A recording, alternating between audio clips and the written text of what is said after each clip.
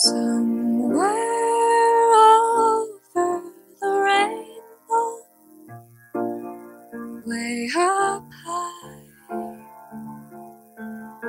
there's a land that I've heard of once in a lullaby.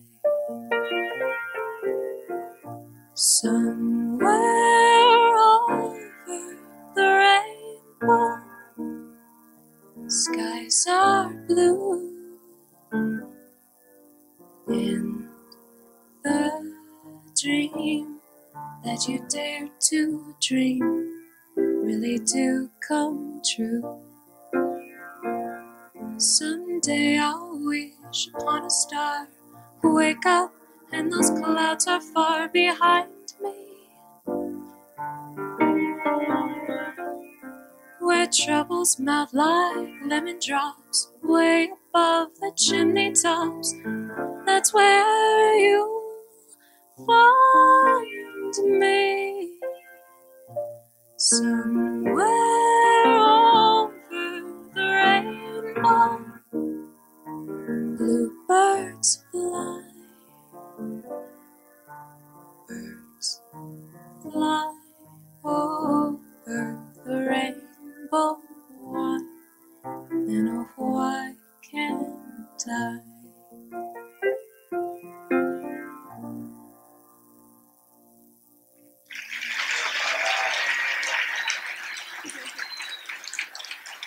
Thank you. I'm really excited and really blessed to be here today. I know that do you want to interpret for me? So hard to SimCom, so I'm going to ask her to sign for me. If you know how to sign ASL, you'll know that it's a different language from English altogether, so the grammar structure is very different. I was asked to kind of introduce my life just a little bit in hopes that you might find it encouraging. I love music. I've loved music my entire life, and I've been immersed in it since I was 4. Throughout my whole childhood, I've had this struggle in between having hearing on and off, ear infections, surgeries, but through it all, I was pretty oral. I was hearing, slightly hard of hearing, but I could still do it. High school, I was in 4 or 5 choirs at the same time, then I was doing musicals and all sorts of stuff, and I felt prepared to go to college. So I decided that I didn't really want to be a performer. I wanted to be a music teacher. I always wanted to be a teacher. No offense to you guys, I hated giving speeches. The first time I gave speeches, I threw up on the whole front row. Not the best way to introduce yourself to middle schoolers. So I used to shake, I used to cry, I hated it, but I was really good at being able to teach. So I went to Colorado State University for vocal music education. I wanted to be a jazz teacher. And I was doing really well. I auditioned for 2 different top choirs and I got into both of them. I was excited, I was ready, I was doing my dream. I was on the path. And then a month in, I started noticing I was having trouble understanding my teachers. And then another couple of weeks later, I couldn't understand them at all. So I got my hearing checked, and I had lost 40 decibels in a month and a half. By Christmas, I was legally deaf in both ears.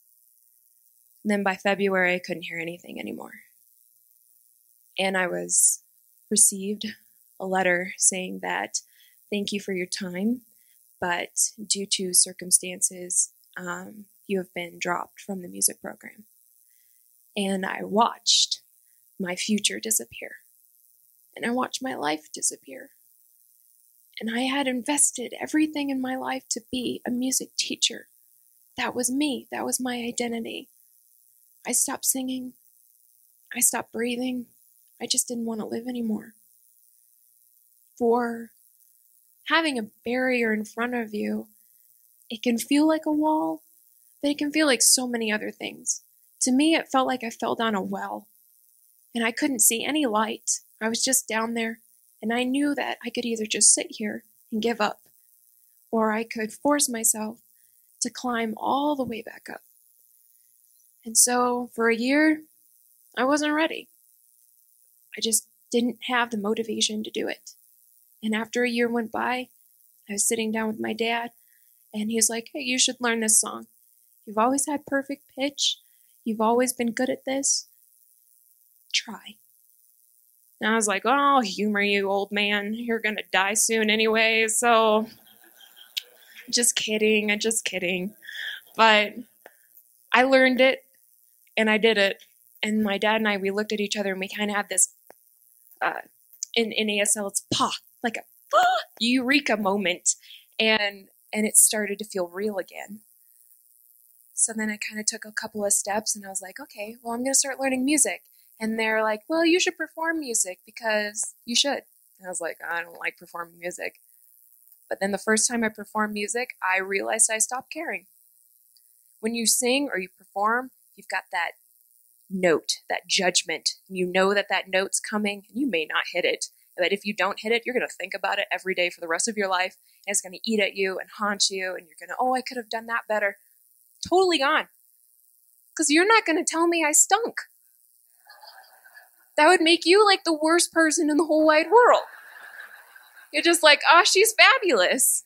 You did great, sweetheart. And I go home and I sleep and I wake up in the morning happy. So I have this incredible freedom with, yeah, laugh. It's so true though. I used to shake and cry and vomit. And now I just don't care. So I think that on this path that I'm on, and on the path that you're on, you have goals that you have set in mind. And then something comes up and kind of totally just screws it up. And you're like, well, now I can't do it anymore. No, that's not the point. The point is I can't do it this way. There are so many different ways to do the same thing. So I couldn't do teaching music, but I could still do music. I just had to find my own way of doing it. And I had to be comfortable and happy with that. And trust myself and trust those around me and move on. And so I did. And now I perform all over the country. I've flown a couple of times out of the country. I mean, who would have thought that little Mandy, who was a nobody, just flies and does wonderful things and encourages people on a daily basis.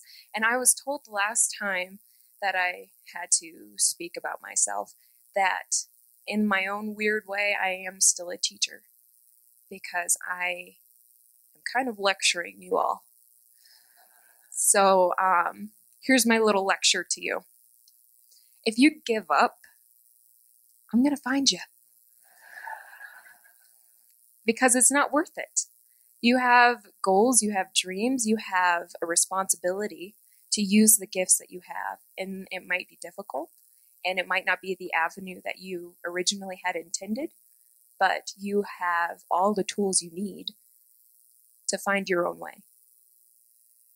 So in performing, I made a couple of albums, and my first album I named Smile because when I was down in the well, I used to sing this song over and over and over to myself, trying to convince myself that eventually it was going to be okay, because it wasn't okay for a very long time.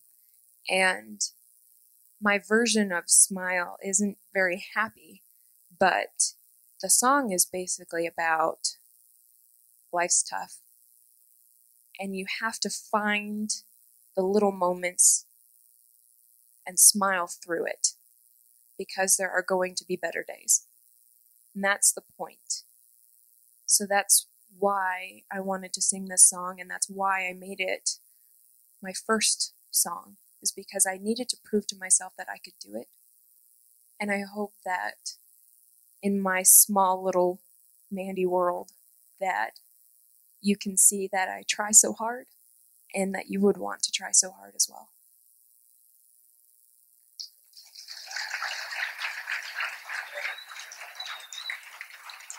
Thank you.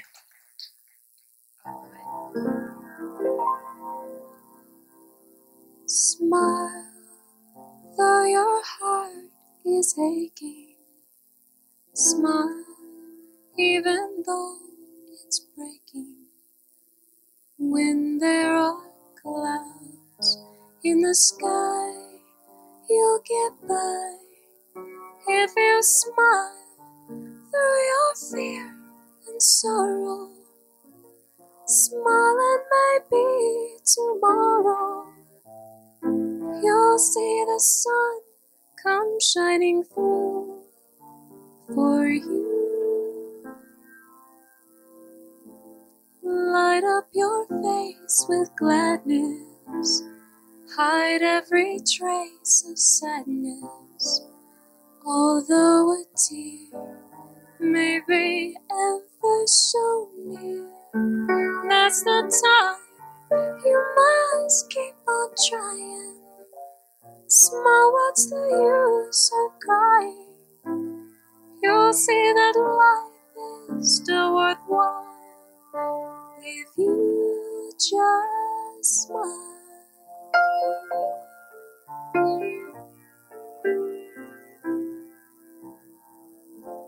Smile though your heart is aching, smile even though it's breaking. When there are clouds in the sky, you'll get by if you smile through your fear and sorrow. Smile and maybe tomorrow you'll see the sun come shining through for you. Light up your face with gladness, hide every trace of sadness. Although a tear may be ever so near, that's the time you must keep on trying. Smile, what's the use of crying? You'll see that life is still worthwhile if you just smile. Just smile. Just smile.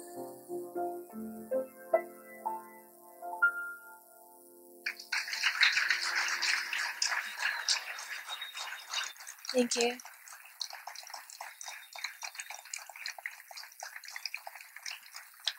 Please welcome to the stage inspirational sports hero, Hnida.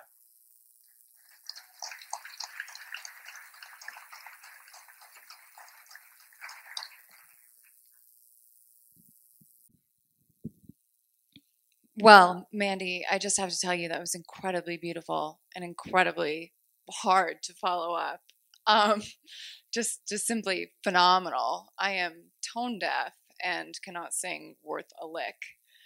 Um, I have to say that I am so pleased to be here tonight. I feel so honored to be able to share my story here at the No Barriers Conference with such an amazing group of people, with such an amazing audience, with such an amazing team here that does phenomenal work.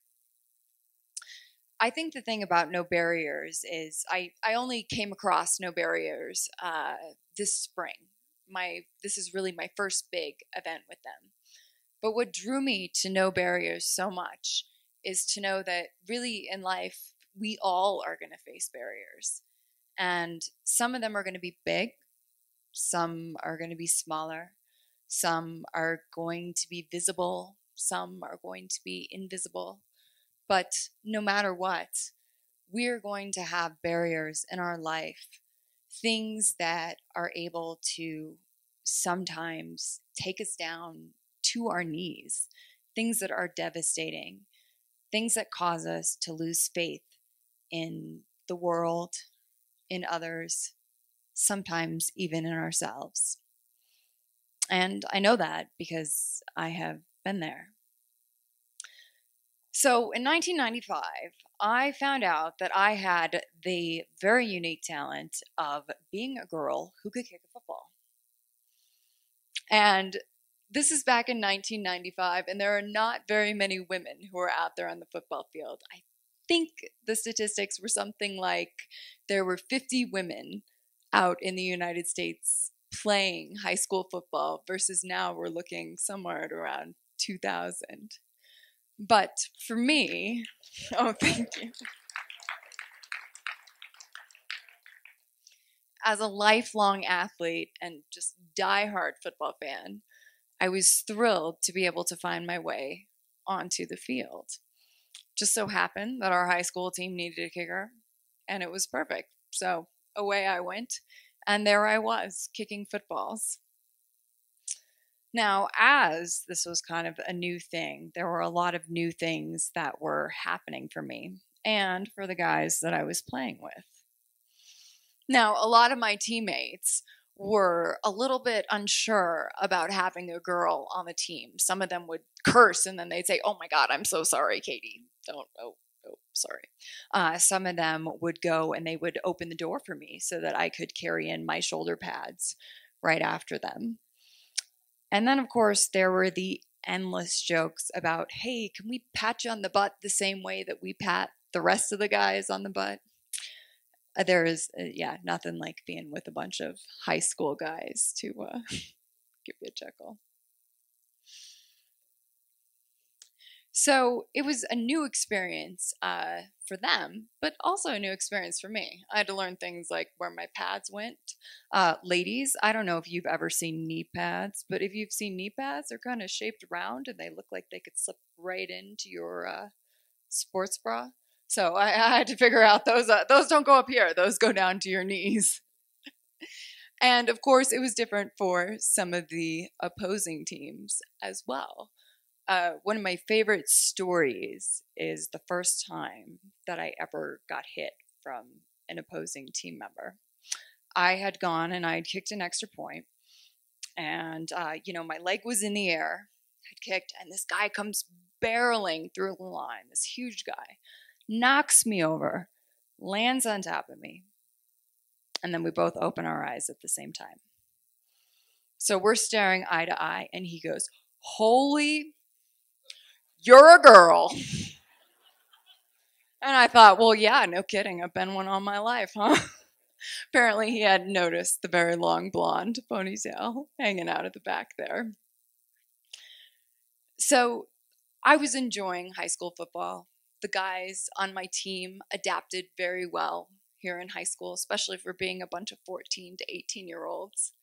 We had a great time. You can see up there's me interacting with a couple of my teammates. And then if you want to go ahead and flip, we had a little bit of kicking. Actually, we're one slide off right now, but I will get to that right now. So I had an amazing high school career. It was terrific. It just kept getting better as the years went on. And by the time I was a senior in high school, for majority of the season, I led the state in points made. I was crowned homecoming queen out in my pads, my sweaty pads, also with a really giant big zit on my face while all the other girls were in these gowns, and they tore the sash when they put it on me because it was supposed to go over these nice petite girls, and I had these big shoulder pads on. And that year I was named the teen most likely to change the world by People magazine.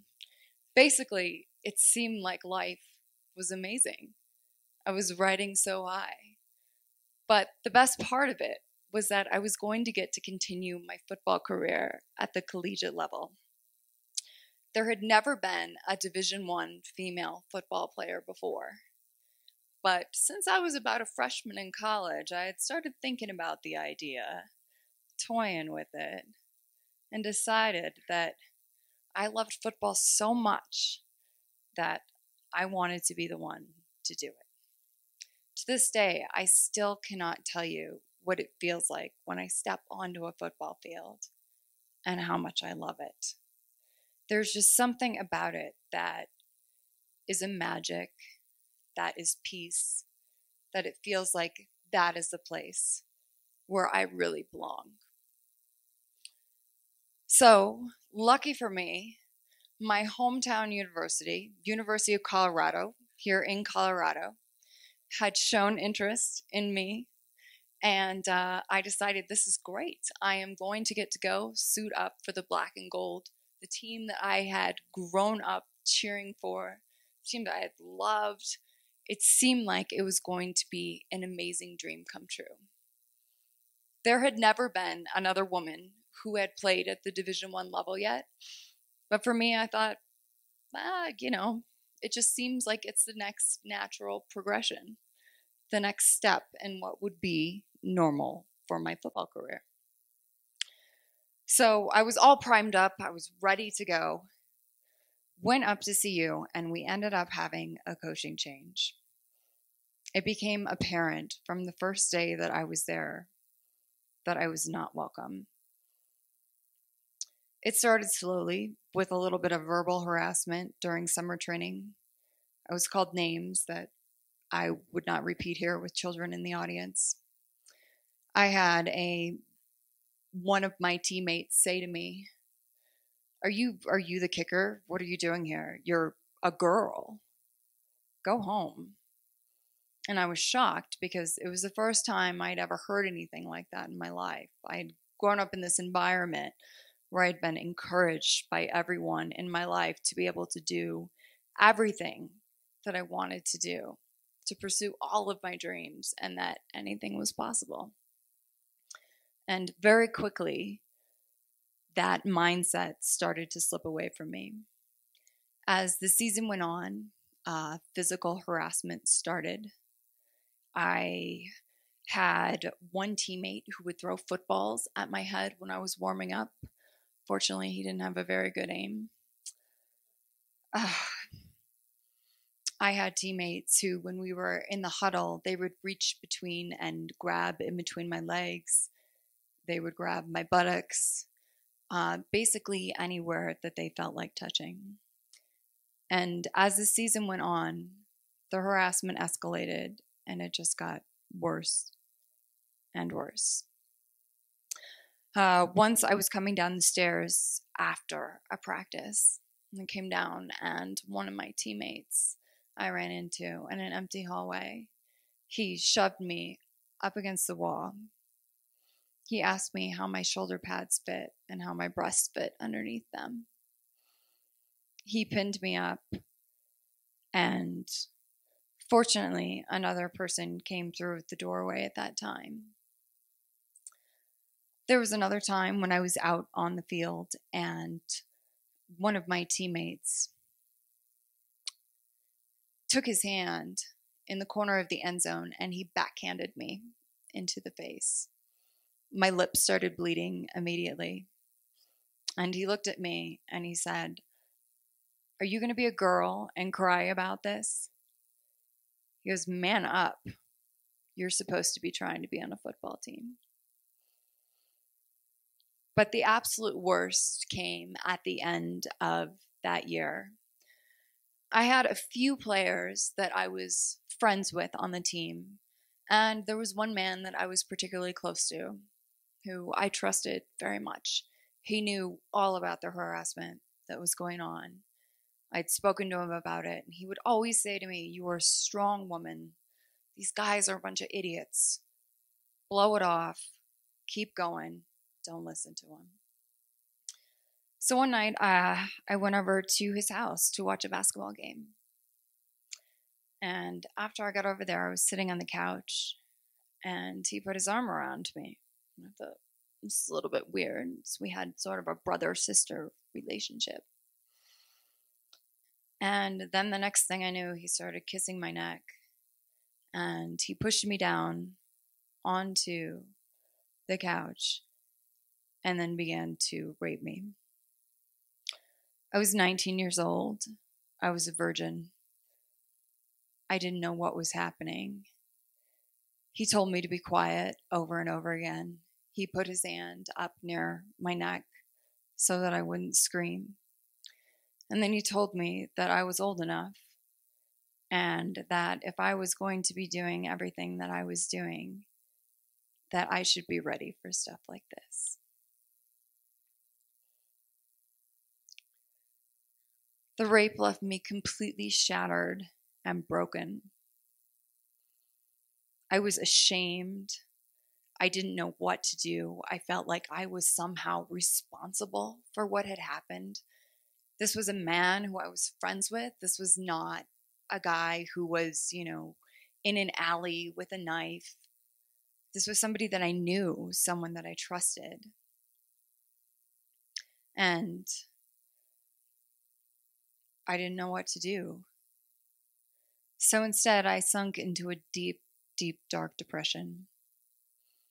There were days when I couldn't get out of bed, when I couldn't move, days when I didn't know if life felt like it was worth living anymore. I didn't know who I was anymore.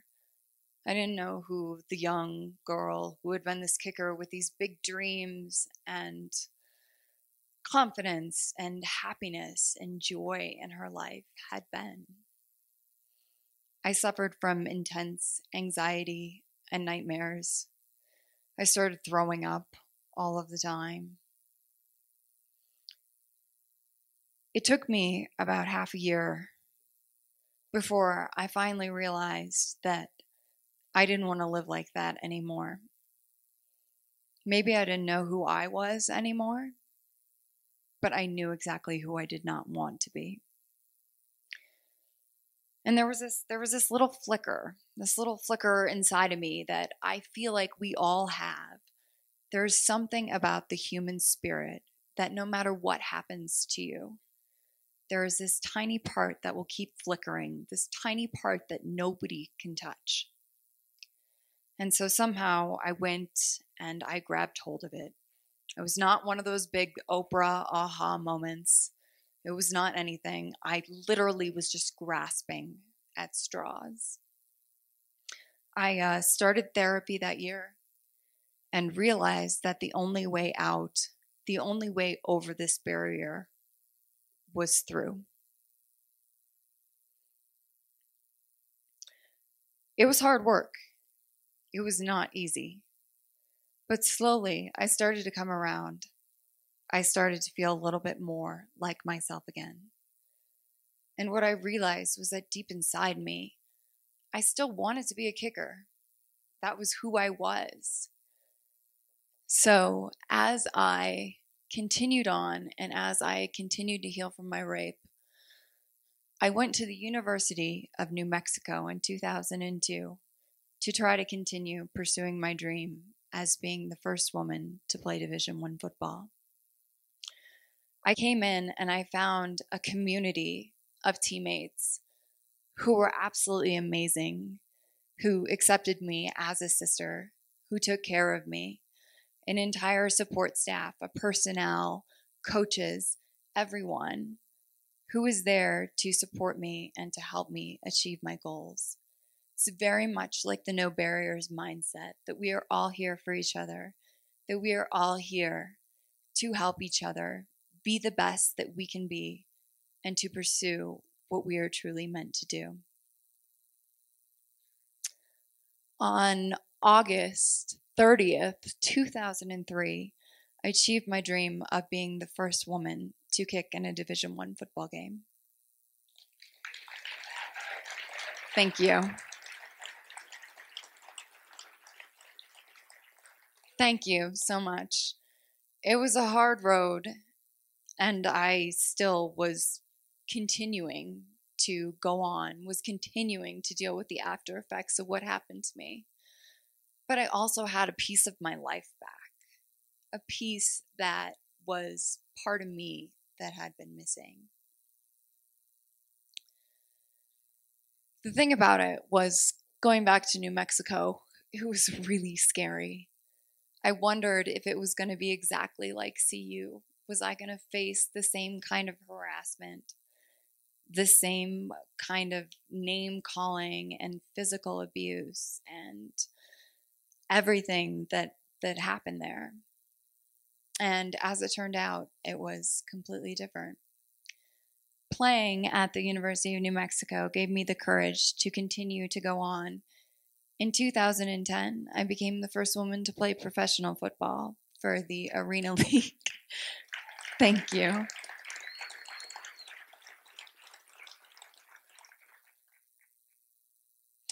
And let me tell you, that was scary as hell too, going and trying out with a whole new group of guys. Every time I do it, it is frightening. But what is so important about this is that knowing we face these barriers and we face different things in our lives that are going to devastate us, things that are going to take us to our knees, things that are going to make us think that life is never, ever going to be possible again. We're going to have to do things that scare us. And what's important about it is that we do, and that we rely on the community that we have here, that we fall back and look at our no barriers mindset here of doing service to others, of the value of support and community and bringing us all together. And definitely facing the fear, going and doing those things that scare the hell out of you. So this weekend, I encourage you to go on. I encourage you not just this weekend, but this life to go live it, to go over the boundaries, to go over the barriers, and absolutely to go and to face that fear. Thank you so much.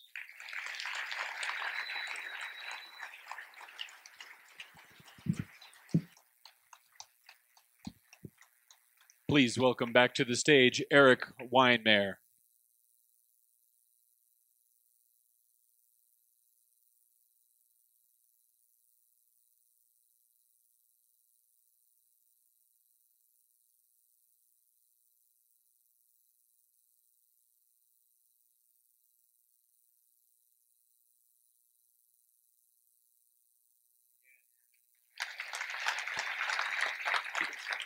You guys have an extra copy of Chris. all the speakers?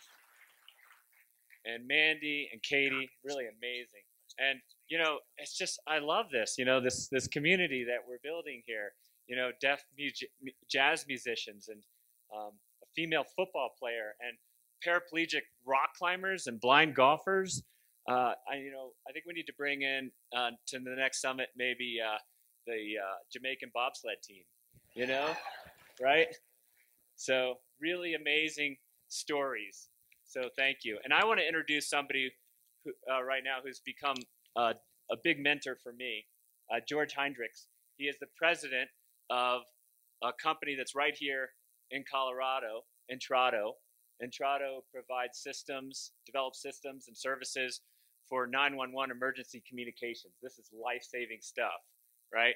And it's also barrier-breaking stuff because I know that one real big, powerful, visceral connection with our community is that George and Entrado have recently developed a 911 technology so that the deaf community can text in times of emergencies to 911 services. So that's really fantastic.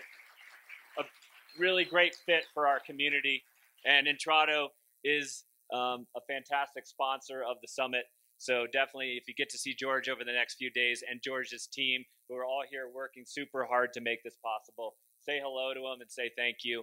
But I want to introduce George to the stage here. Thanks, George.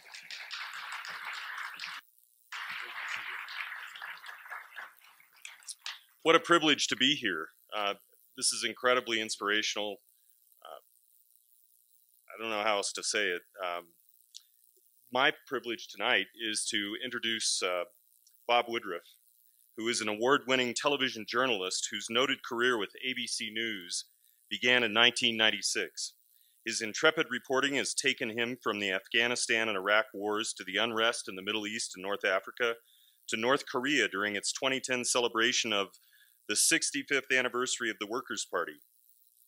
In January of 2006, while reporting on U.S. and Iraqi security forces, Bob was seriously injured by a roadside bomb that struck his vehicle near Taji, Iraq.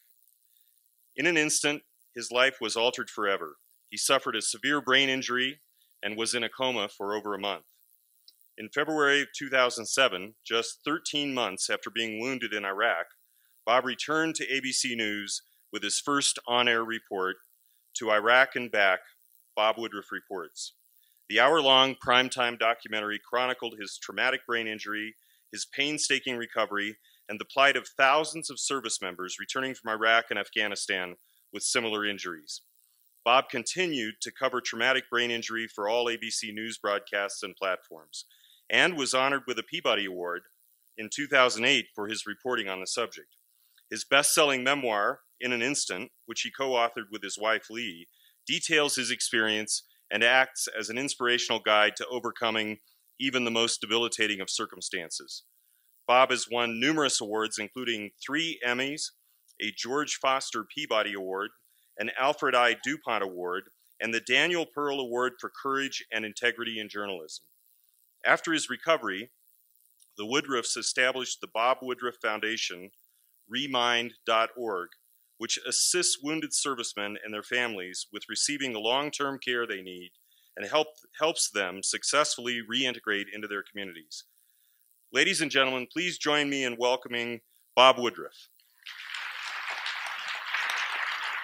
Okay, George.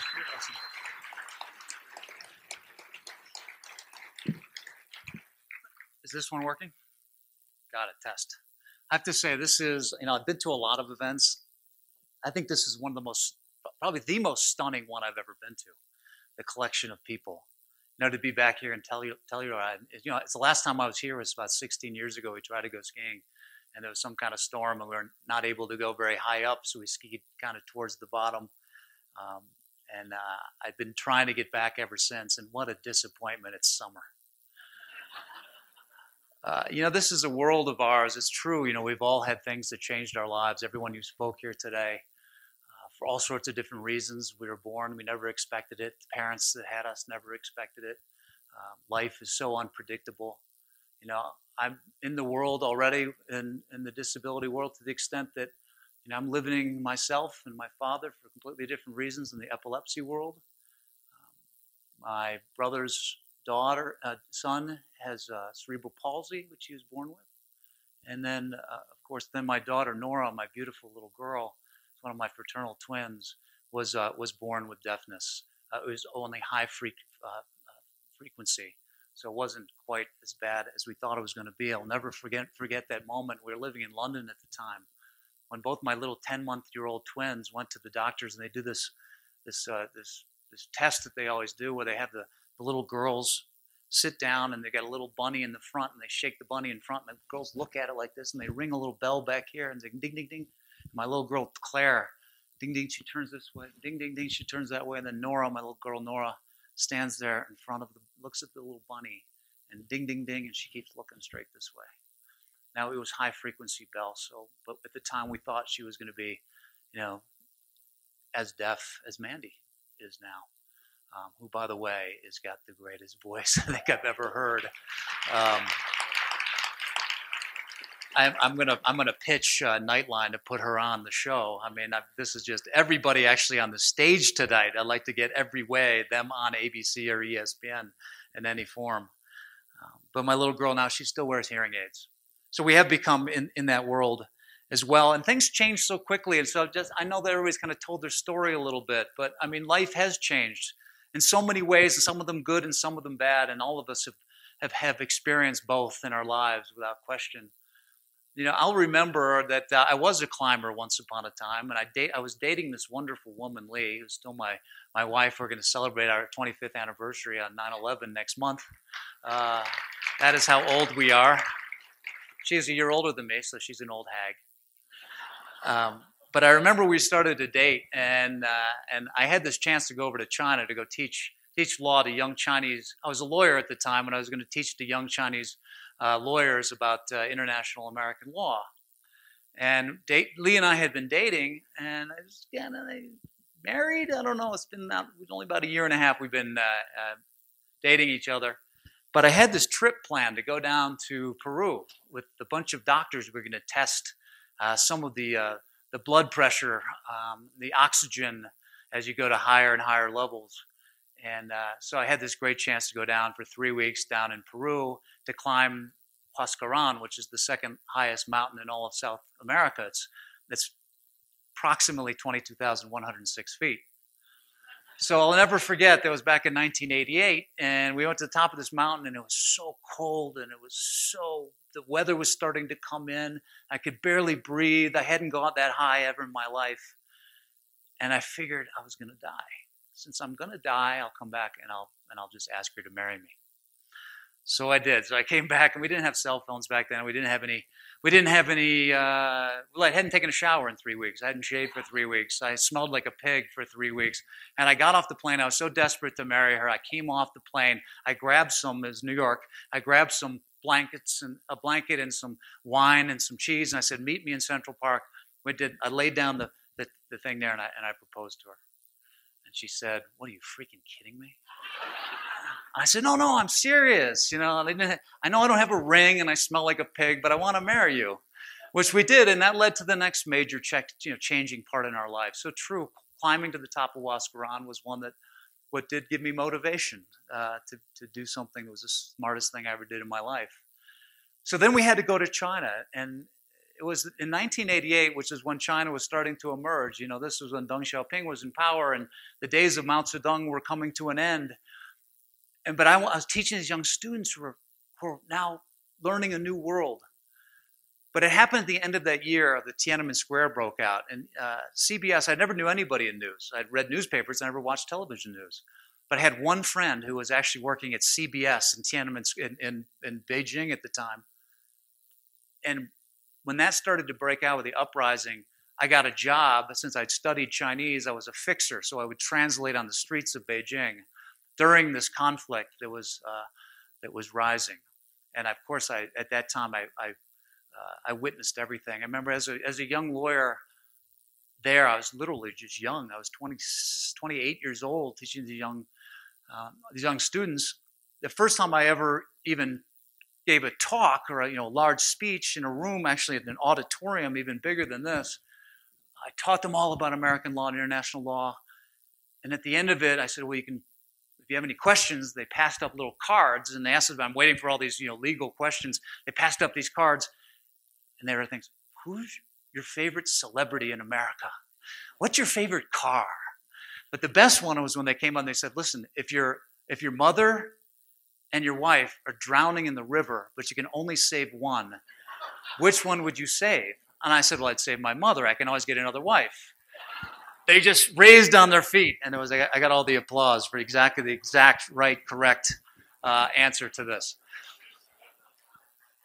So we went through all of that. After Tiananmen Square broke out, I came back and I did some testimony down in the United Nations about what I'd witnessed. And I decided that about 2 years later, after coming back to practice law in San Francisco with the same firm I had been with before, Sherman and Sterling, a large one out of New York, I realized I watched the Gulf War back in 1991. I'm sitting in that office, and I said, you know what? I want to go back and live through what I just done with Tiananmen Square. So I decided to go bail out. I decided to go become a journalist. I took a 90% pay cut. And I had a wife that was okay with that because she knew that I was not happy. She knew that I needed a major change in life.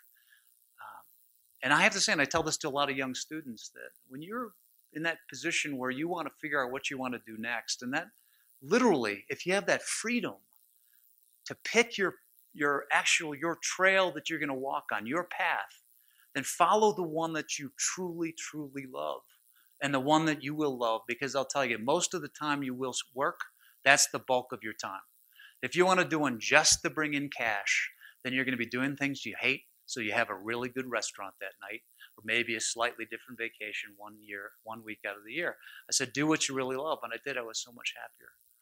But then I came, through ABC, I went to 4 different bureaus covering all sorts of beats for ABC. But my great love was also, covering the wars, everything from Yugoslavia to the days of Milosevic, to the days of Gaza and through Israel and the Middle East. Then, of course, on 9/11, everything changed. I remember I was sitting there in our bureau in London, where we were based. I lived in London from 2000 to 2002, so I happened to be there at that time. And we're in the office, and the second plane hit the tower. And I remember I turned to my friend there. As the first one hit, we thought it was a Cessna. Then we saw the second one hit. We turned to each other and we said, this is Osama bin Laden. We've been covering Osama bin Laden for the last 3 years. And we knew where he was, we assumed, and we knew he was probably in Afghanistan or Pakistan. Within 5 hours, I was on the next BA flight heading to Islamabad, sorry, my brain twisting around, in Islamabad in Pakistan. I said goodbye to my little kids, all 4 of them. There were American flags all over our neighborhood in London. And went over there, and we realized after that time, and of course when the invasion of Iraq in 2003, when I went in with the Marines, we realized that things were starting to change. Both in Afghanistan and in Iraq, we were able to wander the country to some degree. We could really freely go around Kabul in Afghanistan, 2001, 2002. 2003 to midway through 2004, we were able to travel around Iraq as well, everywhere from Basra in the south all the way up to Mosul in the north. But that began to change, and I think he mentioned the word Daniel Pearl, because there's a great organization that the parents have now created. But Daniel Pearl, as you may know, he was a reporter, great one, for Wall Street Journal. And he was captivated. He was held captive. He was tortured and killed by what we knew was the Al-Qaeda. When that happened, all of our coverage of wars as journalists began to change as well. We could not any longer wander those countries with real safety. So we had to embed. Now, embedding is what's become very, really the only way we were able to cover the end of the Iraq, and certainly is what we're covering at the end of Afghanistan. So it was in January of 2006, shortly after I did get that job to take over from Peter Jennings, who died of lung cancer, as the anchor of World News Tonight. The State of the Union was happening at the end of that month, so my co-anchor, Elizabeth Vargas, was going to report on that out of Washington, D.C., but all the topic of that State of the Union was going to be about the U.S. military passing the power eventually over to the Iraqi military. So I wanted to be there with them to see what they're doing, how they're doing, and how well they're doing it. So I went with the 4th Infantry at the end of January. And we went up to Taji, which is northwest of Baghdad. And I decided in this unit of 6 vehicles, both Iraqis and U.S., we wanted to go out into the neighborhood where they are trying to do counterinsurgency. They were trying to win them over onto their own team. So I decided to get in an Iraqi vehicle. I want to see how the Iraqis were doing. So we went into one of their tanks. We had 4 of us. I had my sound man, my producer, my cameraman, and me. And while we're going down this road, I decided I'm going to stand up. I'm going to do a stand-up. My cameraman and I, we stood up, and I started to talk. So loud, I kind of decided it's not going to work. Went back down into the tank and said, let's give it another shot. Changed the microphone, did it up again. We're driving along. The only 3 of us up there was us and the Iraqi driver. And as we're going down this road in Taji, the trees were getting closer and closer. And the driver apparently turned to Doug Vogt, my cameraman, and he said, get back into the tank. It was 3 seconds later, though, that this IED exploded, 155 millimeter IED explosive device, blew up about 20 yards over to the side, really pretty much where you are over there in the corner. With this blast, we had 2 cameras. Doug Vogt was carrying one camera with him on his shoulder and rolling. There was another one that we put on the front of the tank. Both of those were blown out before we saw anything, because what happens first out of these explosions, and I know there's some of you guys, Mark and Chris, who've witnessed all of this. You know exactly what it is. Hoorah to you guys, by the way. I know you've heard these stories, but what happens first is the air blast hits, followed by rock, followed by metal. And also that shattered through this part of my jaw. It shattered my scapula on the back. It shattered this part of my skull on this side, fractioned. One of these, some of them went right in front of my eyeball on this side, and now a couple small ones are still implanted here on the inside of my nose, missed it by 1 millimeter. I'd be blinded for sure. I'm 1/4 blinded on the upper border of both of my eyes, because after this all happened, I fell unconsciously into the tank and snapped back and damaged the nerve in the back of my head. So both of that's blinded. So literally, if I'm driving along on the road, it's all safe because it's only dangerous if there's a helicopter coming in. I'm in a convertible. I can't see it coming in from this side over here. But that time, so all these rocks came flying in like this, shattered that. One of them, here's the amazing thing. One of the rocks is still inside here because they can take it out. They don't want to take it out if it's too close to the nerve. Another one went all the way through this, shattered this jaw, one the size of a marble, went all the way through past the esophagus, the trachea, past the vein, the arteries, and implanted itself all the way on the other side, 1 millimeter away from piercing through the artery on this side. They took it out later. They didn't know what was going to happen. It was about a day later they finally removed that because they didn't know if it pierced it or not, whether it was going to bleed. But they did take it out, and it survived. But at that moment, when that blast happened, my cameraman Doug, he fell back on the top of the tank. He couldn't move. He wasn't paralyzed, but for some reason mentally he could not move. They pulled him back into the tank. At the same time, the only things I remember from that time was that when I was hit,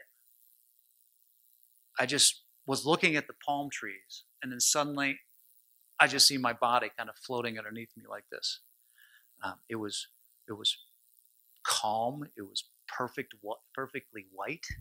It was there was no nightmares. It was calm. Well, 1 minute later, I had fallen into the tank and I woke up. The only other thing I remember was that I looked up and I saw Doug Vogt, my cameraman, and his blood dripping down his face like this. And I looked at him and I said, "Are we alive?" And he said, "We're alive." And that's the last thing that I remember until 36 days later when I woke up after being unconscious in a coma for the next 36 days before I woke up in Bethesda Naval. At that moment, and this is what you got to give credit to the guys that are serving our country. At that moment when we were hit, all those guys out of those vehicles we were with, all the Americans, all the Iraqis jumped out of the vehicles to come and pull us out. At that very moment, here's the strategy that all those insurgents do, is when everyone got out, they opened fire from all four corners to take them down. Our guys all fired back. We don't know what happened to those guys. Did they run? Were they killed? We don't even know. At that moment that they came in, they got us out of the vehicle. They stopped the bleeding. We had a translator with us, Omar, who held his blood was pumping out of my neck right here. He held his hand over it to stop it. If he didn't do that, I'd be dead for sure.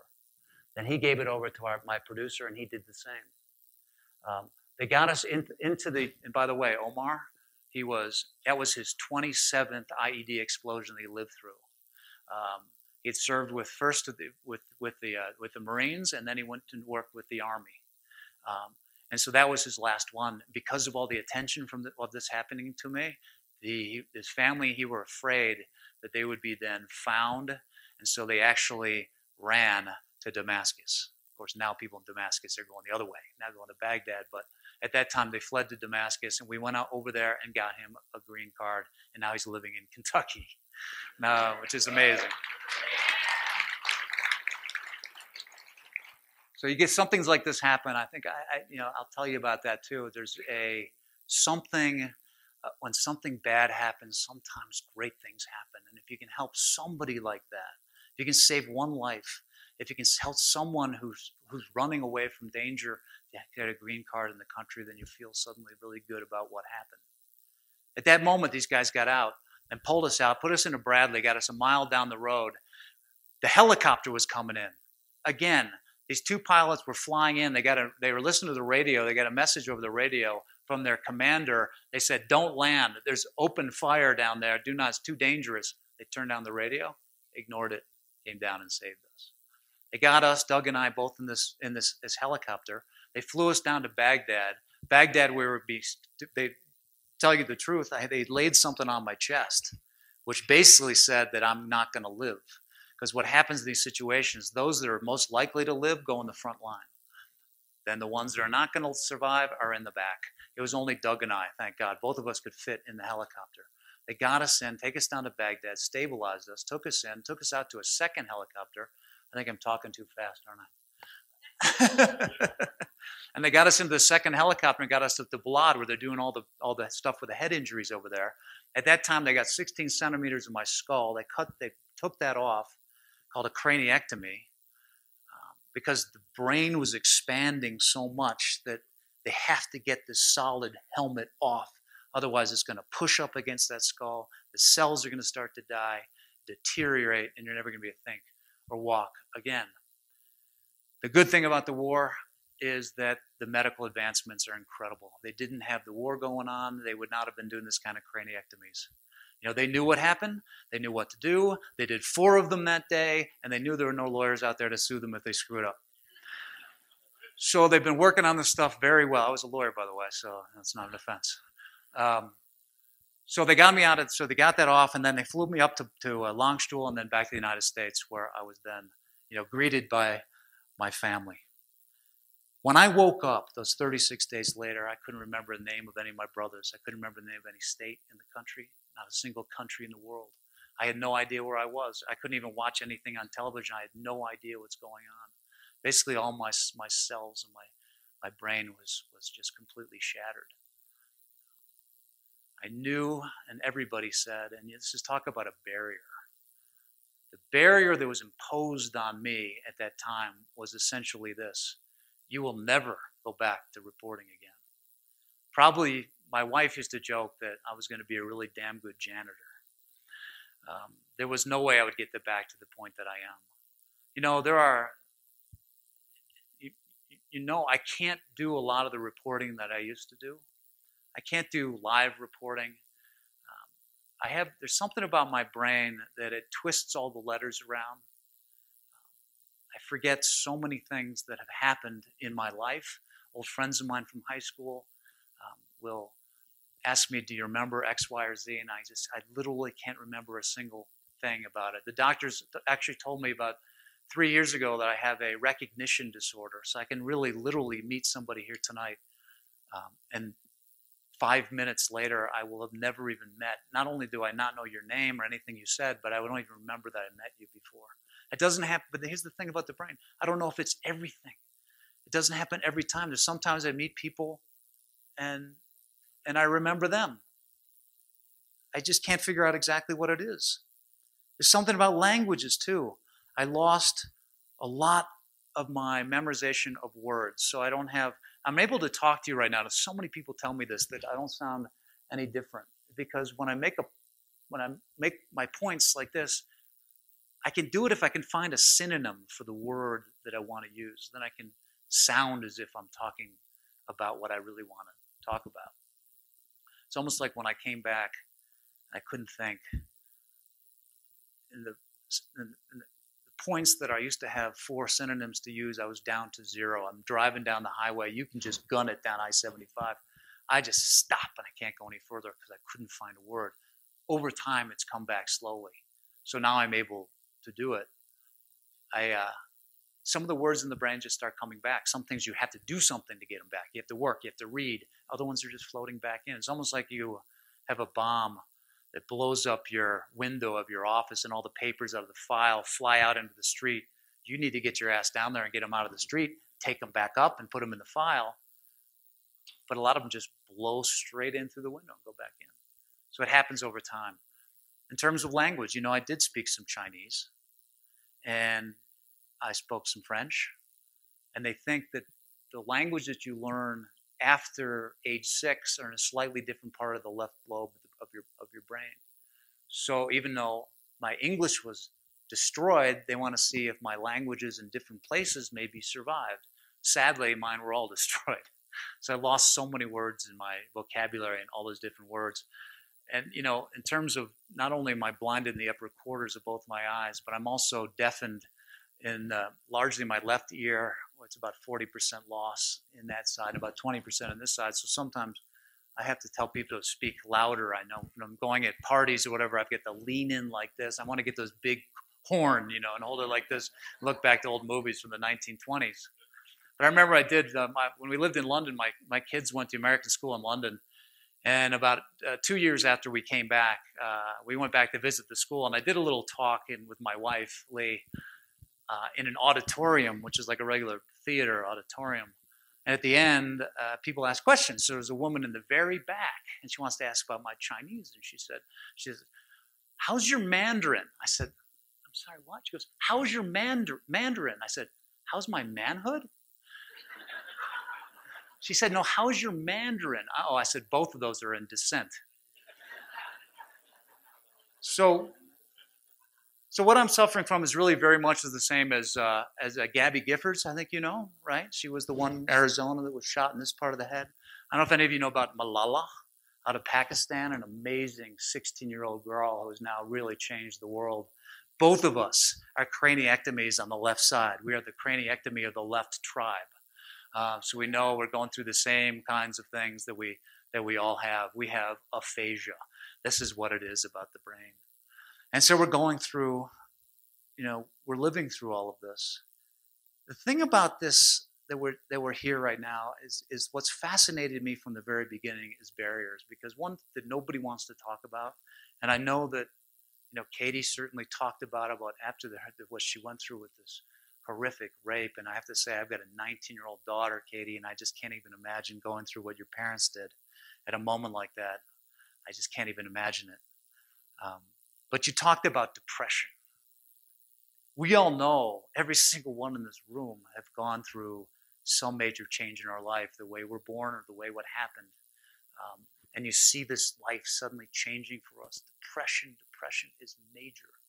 And it takes a long time to get over it. I remember associated when I told you about when I took a new job, one that I loved, when I became a journalist instead of a lawyer, and I said that I was literally making $12,000 a year, which was such a huge cut from what I was when I was a lawyer, but I was so much happier. And this is what I tell people. There's a great book, but I can't remember the name of it, which is typical. There's about a psychiatrist who wants to show what psychiatry is around the world. And his first flight is going around 24 degrees, around 360 degrees around the earth. And he goes from New York to Paris. And he gets in the plane, and he had an economy ticket, but they oversold it. So he got bumped up to business class. And he's sitting there in the chair, and he's so comfortable, and he's happy, and he's getting free wine and this amazing food. And he's like, life is good. But the airline had oversold first class as well. And they dumped one guy down into business right next to him. That guy was depressed. So they're in the same seat with the same wine, the same food, and one is ecstatic and the other one's depressed. Why is that? Because it's all about direction. Are you moving up a little bit? Are you moving a lot? Or are you moving down a little bit? And for some reason, that's the one that's got the impact on people's thoughts. I think that does about ours too. We are getting better. I think everyone in this room, everybody that I heard on this stage today are doing something better. There's moments that we go down, and there's moments that we go up. But you have to go back to the time where we began. When we went through all of these situations that we're in, where did we start? And now where are we now? It's hard. It's all prophetic or something. This is all, maybe it's in a, what's the word? It's just an image that we don't really, it's not real. It's not realism to us to say, yes, I was down and now I'm up. I'm a little bit better. But I think in our minds, that's what we got to do. A good friend of mine wrote a book called Creativity Cure. And I was reading that book actually on the way out here, and I thought it was fascinating because what we need to do something physical to get our minds going. And this is not just to get oxygen flowing and the blood flowing and getting in good shape, like working out shape. But he knows as a fact that in terms of psychiatry, if people use their fingers, if you use your legs, if you get and you climb a mountain or you do some gardening, that has proven to be an impact not only on depression, but also on the health of the brain and turn to stall the Alzheimer's emergence that I'm sure we're all looking at. Fascinating to me. It's true, because now we're in a world where so many of us are just typing on keyboards and looking at screens instead of looking out at the leaves and these islands and these mountains that are here. Those are the ones that are the healthiest things to do. And that's what this is doing. You're talking about getting through this barrier and picking your own path through this barrier in a place like this, which is what it does. That's what we've got to do. And it's got to be our decision. Do we have a barrier? I love what Erik said, that there's no barriers. Yeah, I can go drive NASCAR. I mean, that is such crap. That's absolutely true. I'm not going to be having my own show anymore live on television because I can't really wing the names. I used to cover, elections. I used to cover campaigns, and I can't remember the names of the candidates sometimes that I've been covering for the last 6 months. It takes me some time to get it back. So it's all about direction. I'm going to tell you a story then, because I think everything is about direction, and that we see our lives getting better as time goes, and we have to remember. And nobody can tell us don't be depressed, don't be worried about these things. Just get on your feet. But I think there is great hope everywhere we go, because the other ones are these two things. What I've learned, that when we're shattered like this, what we have is a lack of structure. Now, everybody in my amazing friendships that I have within the military is that, I think you saw Hurt Locker, right? The movie, the last scene of that, the guys come back from these dangerous places and they're back in the middle of this grocery store and they don't know what the hell to do. They just want to go back where they came from. Everybody I know that was injured in this war and came back earlier than they were supposed to, that left behind their team that was with them at that time, they want to go back there. It's one, to serve, no question about it, out of guilt that they came back before their other friends were still there in danger. But it's also structure. I think that everybody does the best when you've got a really well-defined mission. That might be a job. I mean, I'd like to go back and do I used to be a lineman, building cable systems. Just go back in the morning, do this, end of the day, that, next day. But we're kind of lost. We didn't have what we had before. So you want to go and you want to go to Antarctica. You want to have a 3-month mission to go on. Structure is everything that we've got to have, and sports is exactly that as well. Once you've got something like that in place, then I think you're on your way back. I'm not going to ever tell anybody any of this. I'm not a scientist. I'm not a doctor. But one thing I do know, and I think it can be easily proven, and I think it has, which is that if you have friends and if you have family, those are the ones that keep us rising. I don't think what I would have done if I didn't have those. I remember after 1 year that I had begun to recover, I'll never forget that my little daughter Nora, who I told you about, still wears hearing aids. She's the one who's the most moving, emotional crier that I've got. And she walked up to Lee, my wife, and she said, Mom, I think, Dad's still got all those rocks in his face. And Lee said, don't worry, they're popping out one at a time. Don't worry, sweetie. She said, and they've got that scars on his back. She said, don't worry, that's getting better over time too. And she said, but I think Dad loves me more now than he did before. All I could say is that, as this friend of mine in his book explained, that sometime if we have this difficulties and we just can't let go of the problems that we have, is his wording is we're swimming in a circle. And what we should do is we need to swim to the shore. We can't stop swimming unless we see someone that we want to go to, like Nora, my little girl. I'm now going to the beach, to the shore, because that's what this is all about. So I think all of this kind of inspiration that I learned tonight, I'm going to have to go back and I have to give all my kids a big hug.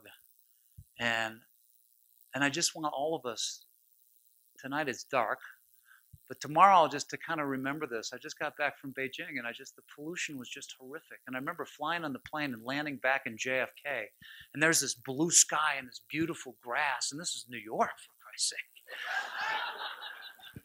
And now I'm having Telluride right now. And tomorrow, let's go out there and we look at this mountain, and we look at these leaves, and we look at these trees, and we realize that there are times we're going on one of these adventures. We're going to climb up, and then we're going to come down, and then we're going to come up.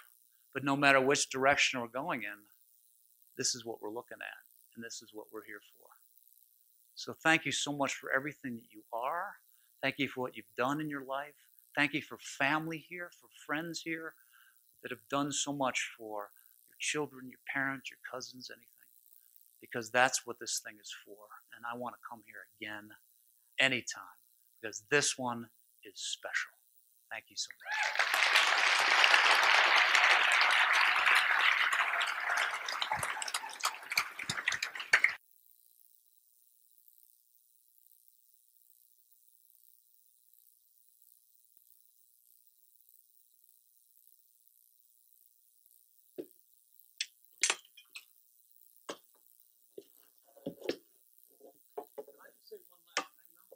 100%. When I was told to come here, Katie told me I'm not allowed. I have to wear a coat and I can't wear jeans. Nice. And you have to wear a belt. See, a belt. Thank you, Bob. So fantastic. I mean, I feel really special right now. I mean, when somebody of Bob's stature flies all the way across the country to speak to us and share his insights and his experience and his perspective on life, that's really, really important. So let's give him another round, because that's great. Thank you.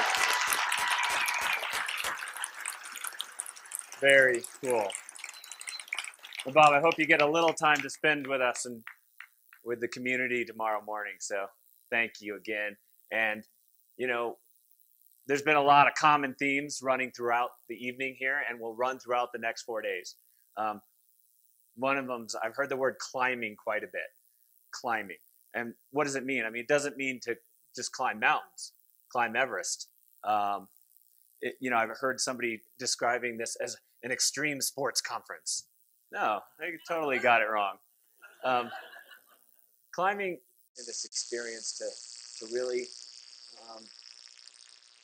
get control of your life and really shape the rest of your life and get that direction again and know that you can serve and lead again. Climbing for a teenager, maybe with no visible disability, no challenge, no visible challenge. It might just mean coming to an event like this and learning and getting some clues on what your future might be about, finding some purpose. And for a pioneer or an engineer or a scientist, it might be coming to an event and demonstrating, you know, world-class technologies that you've been developing for most of your life, and you want to share it with this community. You know, your Everest might be just walking up a flight of stairs, or just plain walking, right? With the exoskeletons that you'll see tomorrow, maybe it's just plain walking, taking a few steps. It may be coming here to learn to be more active, or maybe to reduce pain, not just physical pain, but psychological pain in our lives. Climbing means a lot, and we've heard from these speakers tonight, these folks who have shared and poured their hearts out to us. And, you know, it sounds to me like No Barriers is a lot about pushing the envelope. It's a lot about breaking through personal barriers. Not just personal barriers, but sometimes world barriers. And it's about that mindset that we've heard about. You know, that lens, that new lens that we create that shapes the rest of our lives. It's the lens through which we see the world. It's about the human spirit, right? The human spirit, you know, it's the human spirit that says these things that happen to us, they're not going to crush us, but they're going to transform us. That's what the next 4 days is about. And the word transformation, right? It's another one of these words that's thrown around a lot. And it's not an easy thing to do, to transform, right? In fact, you know, where we are right here in Telluride, this is a town that has transformed. You know, 150 years ago, it was a hardcore mining and drinking town. I think it's still a drinking town, but it's a, you know, and during the Great Depression, the mining industry tanked, and this place was a practical ghost town. And slowly, painfully, it started to rebuild itself. People rebuilt, and over time, it became a world-class community known for art and entertainment and outdoor recreation like skiing and mountain biking, all the great things that we'll be able to take part in, and a community that really puts the environment and open space and quality of life at the very top. That's transformation. That's hard, you know. So my advice to us all is to really use this opportunity. Really use it, right? Don't sleep too much. You can do that when you get home, right? Don't party too much, although that's kind of fun. We'll do a little bit of that, right? But use this opportunity, right, to take a step, to learn something new, to make a change that you've been wanting to make, right? To begin that journey of transformation. And it can be a bit painful and it can be a bit scary, but it's worth it, right? Are you guys ready? Are you ready? Good. And my last advice is this, you know, we have a lot of amazing people around us, right? So understand, we are part of an amazing community, right? If you see somebody sitting quietly at an event or at a clinic, go over to them, talk to them. Say, what's your name? Tell me about your No Barrier story. You know, why are you here? That person may be a very big part of your rope team in the future, right? So use No Barriers as a rallying cry for the next 4 days and beyond. All right? Let's have a great time. Thank you.